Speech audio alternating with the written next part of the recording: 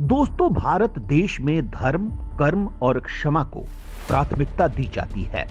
भारत एक ऐसा देश है जहां कई जाति और धर्म को मानने वाले लोग बहुत ही प्रेम से रहते हैं और भाईचारे का परिचय देते हैं।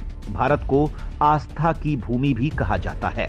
भारत के धार्मिक स्थलों में कई मंदिर, मस्जिद और चर्च और गुरुद्वारे के अलावा भी तीर्थ स्थल हैं। भारत के निवासी अपने अपने धर्म के अनुसार इन पवित्र स्थानों पर जाते हैं और अपने इष्ट देव अल्लाह और गॉड से आशीर्वाद प्राप्त करते हैं। लेकिन अगर धार्मिक स्थलों पे ही लग जाए प्रतिबंध, अगर हमारे प्राचीन धार्मिक स्थल पे हम दर्शन ना कर सके, तो ऐसे जीवन का क्या अस्तित्व है? दोस्तों, अगर बात करें अयोध्या राम मंदिर निर्माण कार्य के आरंभ की, तो वो और इसके साथ ही राम भक्तों का भव्य राम मंदिर निर्माण का सपना भी पूरा हो गया। जल्द ही यहां पर रामलला का भव्य मंदिर देखने को मिलेगा। अयोध्या में राम मंदिर का निर्माण तेजी से चल रहा है। भव्य राम मंदिर के इस निर्माण पर पूरे देश की नजर है। आपको बता दें कि राम मंदिर निर्माण के पहले चरण का काम पूरा हो गया है। राम मंदिर के पूरा होने का लक्ष्य 2024 से पहले का रखा गया है, इसलिए दिन में 24 घंटे निर्माण का काम चल रहा है। लेकिन दोस्तों, क्या अब आगे हमारा मथुरा का कृष्ण मंदिर भी हमें वापस मिलेगा? क्या अयोध्या की तरह ही मथुरा मंदिर पर हमारा मालिकाना हक होगा?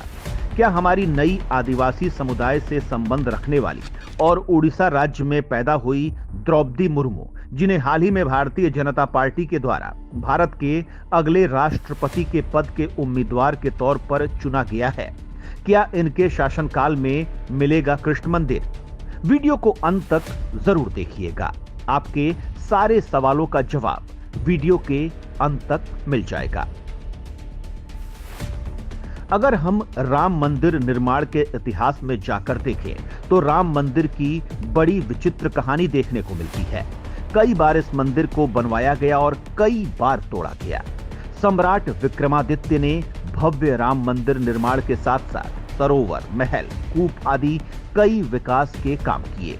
बताया जाता है कि उस वक्त राम जन्मभूमि पर बने मंदिर की भव्यता देखने लायक थी। हर कोई भगवान राम के साथ उस भव्यता को नमस्कार करता।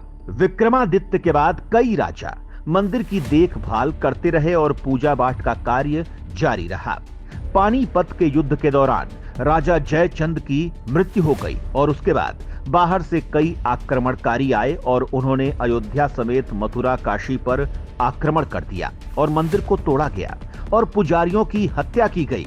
लेकिन 14वीं शताब्दी तक वे अयोध्या में बने राम मंदिर को तोड़ नहीं पाए। बताया जाता है कि सिकंदर लोधी के शासनकाल के दौरान भी यहां भव्य राम मंदिर था। 14वीं शताब्दी के बाद मुगलों का अधिकार हो गया और 1527-28 के दौरान भव्य राम मंदिर को तोड़कर उसकी जगह मस्जिद बना दी गई। 1528 से लेकर 2020 तक यानी 492 साल के इतिहास में कई मोड़ आए। कुछ मील के पत्थर भी पार किए गए। खास तौर से 9 नवंबर 2019 का दिन, जब 5 जजों की संवैधानिक बेंच ने ऐतिहासिक फैसले को सुनाया। अयोध्या जमीन विवाद मामला देश के सबसे लंबे चलने वाले केसों में से एक रहा। इसके बाद 5 अगस्त 2020 को राम मंदिर निर्माण का कार्य फिर से शुरू हुआ। राम मंदिर के इतिहास में यह दिन सुनहरे अक्षरों में दर्ज हो गया।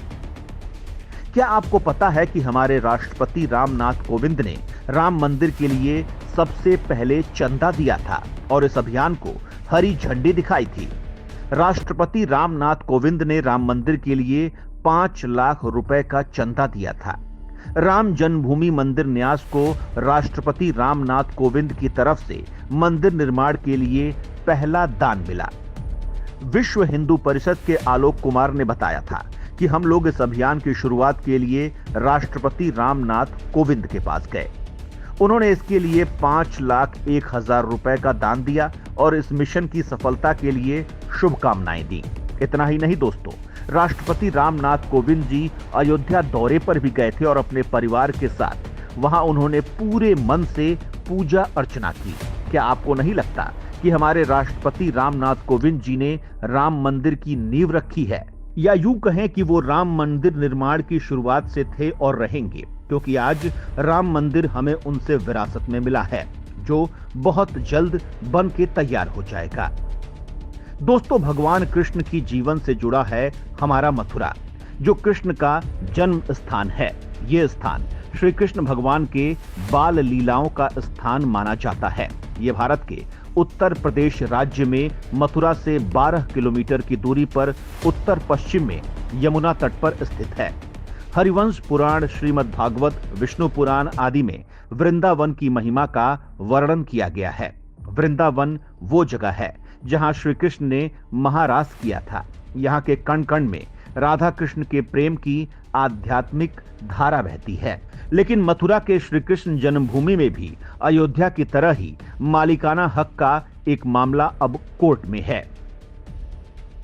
मथुरा कृष्ण मंदिर का विवाद मथुरा कोर्ट में 25 सितंबर 2020 को दाखिल हुआ था।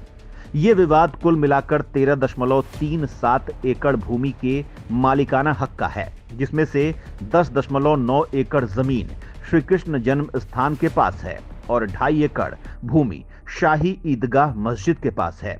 इस विवाद में कोर्ट ने 4 संस्थाओं को नोटिस जारी किया था। इनमें श्री कृष्ण जन्म स्थान सेवा संस्थान, श्री कृष्ण जन्मभूमि ट्रस्ट, शाही मस्जिद ईदगाह कमेटी और उत्तर प्रदेश सुन्नी सेंट्रल बोर्ड को दी गई नोटिस शामिल है।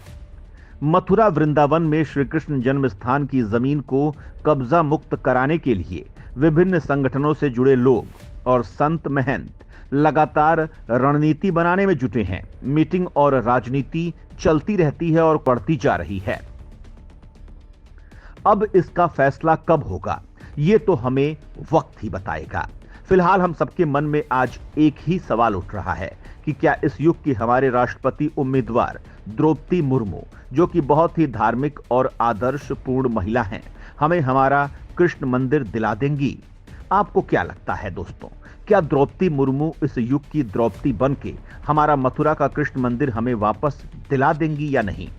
क्या हमारे अभी के राष्ट्रपति रामनाथ कोविंद के शासन में हमें हमारा राम मंदिर मिला था, तो क्या द्रौपदी मुर्मू के शासन में हमें हमारा कृष्ण मंदिर मिलेगा? कमेंट करके जरूर बताइएगा।